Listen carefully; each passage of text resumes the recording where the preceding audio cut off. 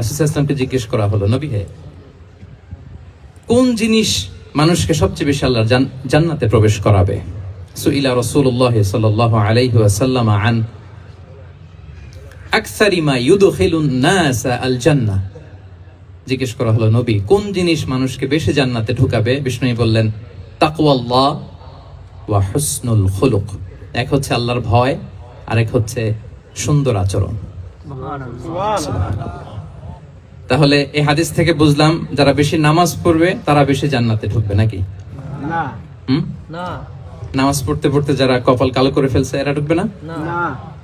যারা হজ করতে করতে বড় হাজী সাহেব হয়েছে, জিকির করতে করতে হাতে 3-4টা তাসবিহ রেখেছে, তাদের কথা বলা হয়েছে? এগুলো নিঃসন্দেহে অনেক বড় আমল, কিন্তু সবচাইতে বেশি জান্নাতে প্রবেশ করাবে যে আমল, বিষ্ণু বললেন, এক হচ্ছে আল্লাহর ভয়, আরেক হচ্ছে সর্বোত্তম আচরণ।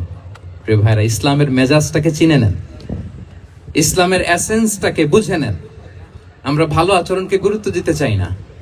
অনেক নামাজি লোক দেখবে নামাজ পড়তে পড়তে কপালে কালো দাগ ফেলে দিছে, বাসায় বউয়ের সাথে খারাপ আচরণ করে, খিটখিটে মেজাজের, প্রতিবেশীর সাথে শুধু ঝগড়া, কলিগদের সাথে ঝগড়া, মারামারি, দুঃসম্পর্ক, এরকম আছে না? নাই বলেন, আছে না?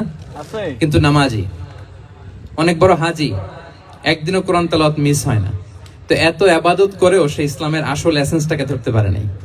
বিষ্ণু বললেন, সবচেয়ে বেশি জান্নাতে প্রবেশ করাবে যে দুটি আমল, একটি হচ্ছে তাকওয়াল্লাহ, আল্লাহর ভয়, আরেকটি হচ্ছে উত্তম আচরণ, সর্বোত্তম আচরণ।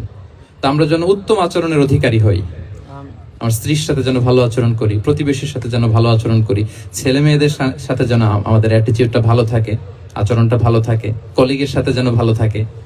বিশ্বনবীর আচরণ যেমন ছিল তেমন আচরণ যেন আমরা গড়ে তুলতে পারি। আওয়াজ করে পড়ুন আমিন।